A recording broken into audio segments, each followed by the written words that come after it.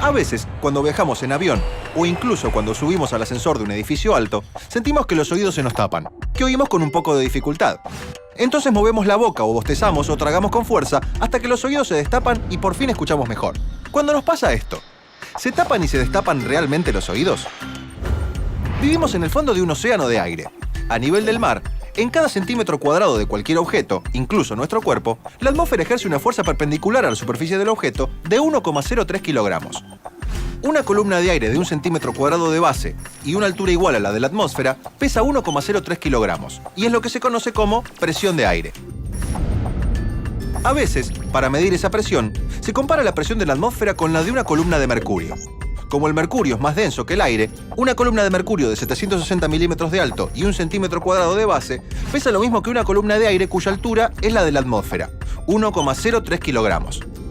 Como el aire transmite la presión en todas las direcciones por igual, no solo hacia abajo, cada centímetro cuadrado de nuestros cuerpos, de los objetos que nos rodean, está comprimido por una fuerza de 1,03 kilogramos.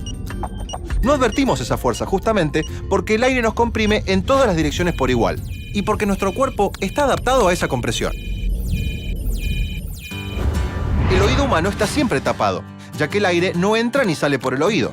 Su parte interna está separada del exterior por el tímpano, una membrana que vibra cuando llega el sonido, y luego, por un mecanismo muy preciso, el oído convierte esas vibraciones mecánicas en pulsos eléctricos que llegan al cerebro y son interpretados como sonidos. La onda de sonido que llega al tímpano es una secuencia de compresiones y expansiones del aire, de modo que el tímpano y el oído son una especie de pequeño barómetro que registra las variaciones de presión en el aire circundante.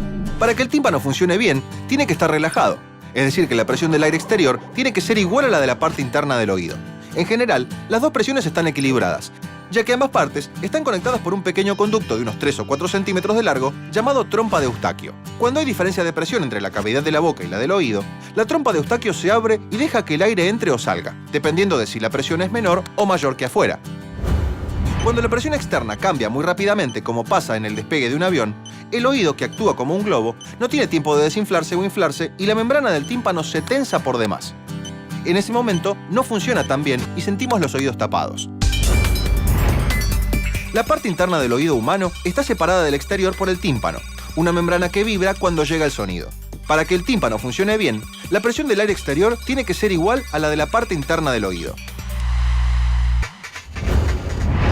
Al aumentar la altura, disminuye la presión atmosférica, ya que en la altura tenemos menos aire encima nuestro. Sería como acercarnos a la superficie del océano de aire. En los aviones en vuelo hay sistemas de presurización, que bombean aire al interior de la nave para compensar los cambios de presión con la altura.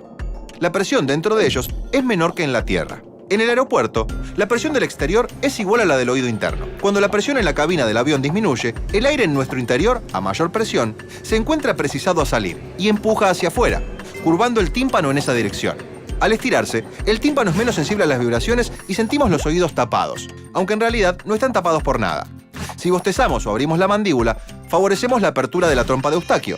La presión del interior del oído se equilibra con la del ambiente exterior y entonces tenemos la impresión de que los oídos se nos destapan. Los cambios de presión del aire tienen efectos mínimos en las partes líquidas y sólidas del cuerpo, porque los líquidos y sólidos son muy poco compresibles. Si cambia la presión, un líquido no cambia mayormente de volumen. No importa cuánto tratemos de comprimir una botella de plástico llena de agua, nos va a resultar imposible cambiarle su volumen. Pero si está llena de aire y cerrada, claro, sí podemos cambiarle el volumen. Con los gases, en cambio, las variaciones de presión son mucho más notorias. Y como nuestros oídos responden a la presión del aire, es por eso que somos tan sensibles a los cambios de presión, como pasa en los aviones, y solemos tener esa impresión de que se nos tapan los oídos. Subo al avión con una pelota de fútbol un poco desinflada. Cuando estamos encima de las nubes, ¿cómo va a estar la pelota? A.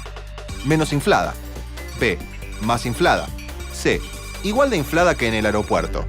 Para saber la respuesta, ingresá en www.ciencia.educ.ar.